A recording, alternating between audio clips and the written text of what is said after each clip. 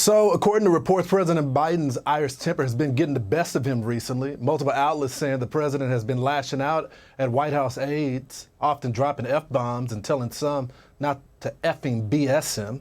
This is a striking contrast to the Grandpa Joe persona that the administration has been pushing since day one. Can this be a deal breaker for his re-election chances? Well, we took to the streets to find out what the people are saying about the president losing his cool. Watch. I've seen him get short with reporters and questions he didn't like. He's the president of all the people of the United States, and there's got to be some level of decorum. He's the leader of the free world. He should conduct himself in a manner where he shows no temper.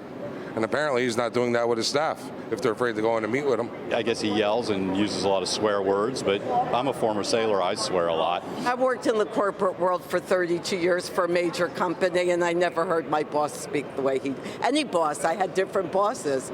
I never heard a superior speak that way to staff. Democrats say he's such a nice person, but he's not a nice person. He's the opposite. You can see him not control his temper. He snaps at people on the campaign trail. With all the pressures of that job, I'm surprised he's not short with a lot more people. If you're a leader, you can't go around screaming at people. That's not how you build a team and build a future. I think you can express yourself differently without using foul language.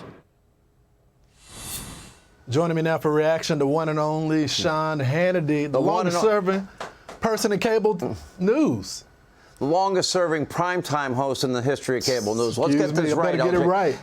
All right, and look, one of the reasons I work extra hard, you got me in on a Saturday night. How you pulled that off, I don't know, but here I am again. You are my dear friend, your family, so here I am. The crazy things that you do for family. Sean, I just got to ask you, so he's a deadbeat grandfather. He's lashing out at his staff. The American people question his mental, cognitive state. Is this going to impact him in this race? By the way, could he have had a worse week on the world stage? Mm-hmm. You know, poor King Charles. Oh, let me guide you over here, Joe. Then President Zelensky. Joe, it's over here. Let me pull you over here. Look, this temper has showed itself. I took heat in the beginning because I was the first to call this out, that he's weak, he's frail, and he's a cognitive mess. A bad temper kind of goes hand in hand, if you talk to medical professionals, with people in steep cognitive decline, and I would argue that is Joe. But we saw this before. You know, you're a lying dog-faced pony soldier. Do you do cocaine? Are you a junkie? You know, these crazy moments of his. But I think there's something larger in play, LJ, and I brought it up this week on my program. And that is, when you have Maureen Dowd going after you hard over the fact that you won't even acknowledge your own flesh and blood, your own 4-year-old precious granddaughter, I don't care what the circumstances were about her birth, that's your granddaughter. And she knows, according to one report I read, if she doesn't, she will know that her grandfather was the president of the United States and wanted nothing to do with her. What impact is that going to have on that little girl? That is mean, that is cruel, heartless. You know, it's bordering on soulless at some point here. You acknowledge your grandchildren. You know what? Forget the circumstances. Acknowledge them. The fact that they're reporting on this temper. Now, this White House has not been known for leaking. This is interesting to me. And that all these aides now are going on the record and saying he's got a vicious temper and F this and F that, and he's got a short fuse, coupled with, you know, this terrible week he had on the world stage by any objective measure. What I think is happening is a little deeper. When you have the media establishment, Maureen Dowd, you know, she defended Clinton, she defended Obama, she's hardcore liberal Democrat. And when she goes that hard after Joe Biden, and USA Today goes that hard at Joe Biden, and The Atlantic is writing about why Joe should get out of this race, to me, it's not an accident. You put it all together, and I think you see the Democratic media establishment. They're just an extension of the Democratic Party's press office. And then you see Democratic politicians.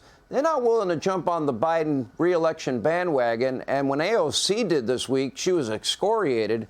I think what we're seeing is an effort evolving that they don't want Joe to run in 2024. And I've been arguing that he is one major fall. He nearly had it this week. He tripped again going up the stairs of Air Force One. He's one major fall away from what would be a tsunami of Democratic criticism that he needs to get out of the race. It's so interesting because you're in line with the American people now. Maybe they're late to the party. But, Sean, I also want to switch over to the Republican race. You know, I came out very strong based on what I was hearing from the American people as I travel around the country, as I go to diners. And there was a lot of people saying Donald Trump has the base. He has the support of the Republican Party. I kept hearing it everywhere I go. And there was a lot of pundits that said Ron DeSantis was the guy. And I kept saying, I'm not hearing that. I'm not hearing that from the people that I'm talking with. Well, now we got new polling coming out. He's dropping in the polls. Vivek Ramaswamy is gaining. Tim Scott is gaining. But Donald Trump is still the front runner. So as someone that's been doing this for a while. 35% in the latest Fox poll. And listen, it's a huge number. What are you seeing? I'm seeing that every poll is showing pretty much the same thing. The interesting side of this is the left is trying to use the legal system. I believe they've weaponized our Department of Justice to destroy him. And with every indictment and every attack, his poll numbers go up. They go up again and again and again. He's got to be hard, you know, for anybody to beat. You would think about that. It'll end up being at least 4 indictments, probably by the end of the summer, with Fannie Willis down in Georgia in Fulton County. By the way, not a Republican-friendly county. I lived in Georgia, as you know. Or Alvin Bragg in New York. Alvin Bragg actually admitted that he's afraid to go on the subway system in New York, but he's charging that former service member in a case with that homeless Daniel guy. Penny. And, you know, but if you look at the jurisdictions, New York, Florida, you know, Fulton County, Georgia, and likely Washington, D.C., if they indict on January 6 related issues, every time the poll numbers go up. Why, though? Why is that? Because I think people see the injustice. We just got back a Durham report. Nobody really in the media. They lied to this country for 3 long years. I'm proud of the fact that I had a great ensemble cast, Sarah Carter, Greg Jarrett, John Solomon. I can't mention everybody. Greg Jarrett. Right? Okay. So what did that report say? It said there was not a single thing they could corroborate as it relates to the Steele dossier. It said that Operation Crossfire Hurricane, that investigation never should have been opened. Comey's FBI offered Christopher Steele over $1 million to corroborate any part of the dossier. They couldn't do it. And then he goes forward and uses it as the bulk of information for 4 FISA applications. It says verified on top. It was unverifiable. It was all bunk. And has since been debunked. There's no consequences. People in America are hip to the fact, and they're getting more hip every day because of Jim Jordan's committee, the Judiciary Committee, investigating whether the FBI is politicized and weaponized and the Department of Justice is politicized and weaponized. The answer is yes. And I would argue, sadly I say this, that at this time in American history, we do not have equal justice. We do not have equal application of our laws. And if we don't fix this, and the American people see it, you might as well take that document called the Constitution and shred it, because it'll be meaningless. Sean, and that's how serious this election is going to be. You've been covering it for a while on your show, and everyone are, you know, we got a lot of Johnny-come-latelys on it. But you're going to be at the same time slot. But primetime is changing here at Fox. What can we expect in this new lineup? You know, I look at the lineup. Well, look, I've been in this business, as you know, a long time. I started in 1987. You weren't even born then.